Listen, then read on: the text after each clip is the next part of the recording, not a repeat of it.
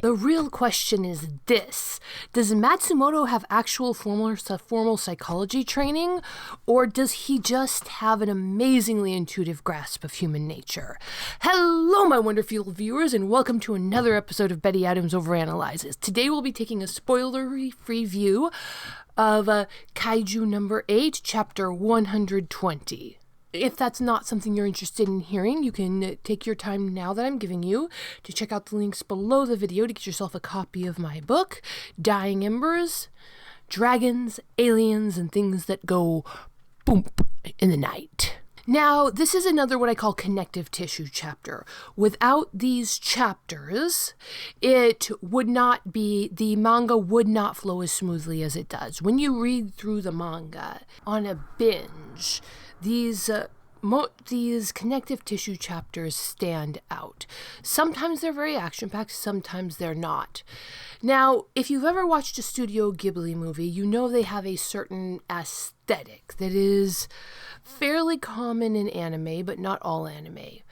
But Miyazaki explained this as the concept of M-A, or emptiness. His most famous example is when he claps his hands.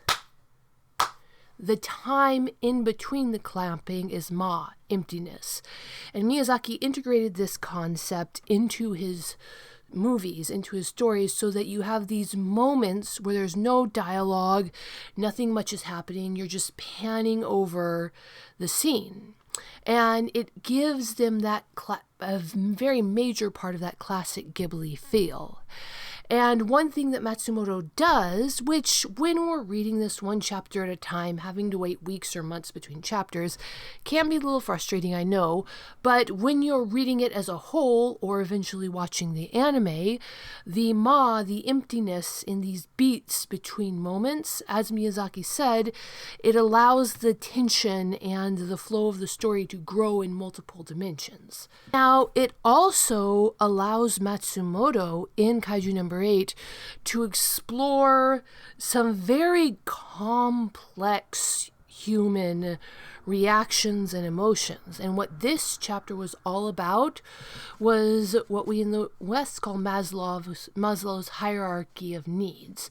You may or may not have seen the pyramid, much like a food pyramid, where it starts at the bottoms with things like physiology, your food, your rest, the air you breathe, the things you need to survive. This is the basic needs. Without these, you as an organism die pretty quickly. Then, pretty obvious. The next level on Maslow's hierarchy of needs is safety. Do you have a house to live in? Do you have family who protects you? Do you have a culture of safety around you? Because if you don't, you're living under a constant threat of death, and that can shorten your life pretty quickly. After that, you have love and belonging. Do you have family members who care for you, who make expressions of care for you?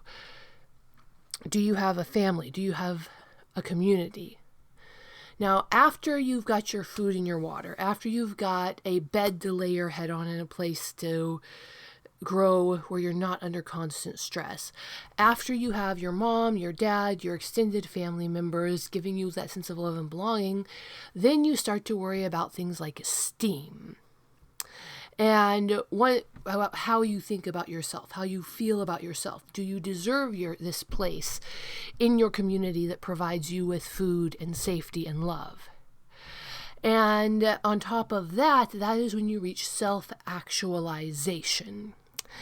And in this chapter, in chapter 120, I have never seen Maslow's hierarchy of needs so simply and effectively presented. Now, I'm making this sound like a boring, dry academic chapter of a textbook, not a pulse-pounding action manga, but that is what it is. We start the chapter where we left off in last chapter, and I don't think it's a spoiler to say the chapter ends with action as well. But sandwiched in between there, we have Matsumoto exploring Maslow's hierarchy of needs through this character. and a very simple, easy to relate character for the vast majority of the world. This isn't a character who's thinking about these in these highfalutin psychological terms, and he's not thinking about how civilization and the 1,000,001 factors that go into creating a civilization that can provide a way for the vast majority of its people to achieve Maslow's hierarchy of needs. But he's just thinking about all of those little signposts along his life. Things that his mother did, his father did, his grandmother did, his friends did, that he did, and how this directly affected him. It's only as I, the reviewer, come back and look at this and ask, how is this a good story? What can I learn from this about telling my own stories? That I see these deep patterns of humanity that show that Matsumoto has this fundamental understanding of what actually drives a human to step up and do the actions that he shows in this chapter. What Matsumoto is doing in chapter 20 is laying the groundwork, the psychological groundwork for why heroes step up and be heroes. And he does it all in just a few pages. Because, of course, he is also balancing keeping the rest of the story and all of the other characters in focus, so we don't forget where we are in the punching part of the story. But at this part, the Kaiju punching part of the story has really just become a framework to help Matsumoto answer the question, what makes a hero step up and be a hero? And on the other hand, the punching part of the equation is still really fun too. But what do you think, my wonderful viewers?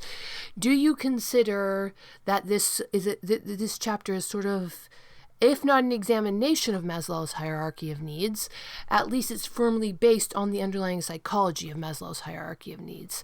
Tell me what you think in the comments below. Hit that like and subscribe button, and peace out, my wonderful viewers. Step into a world of science and of story, of laughter and of tears. Betty Adams has crafted entire worlds of science fiction and science fantasy adventure in her Humans Are Weird series and in her Dying Embers series. Be prepared to laugh, cry, and become absorbed. Check out her books at the links below the video.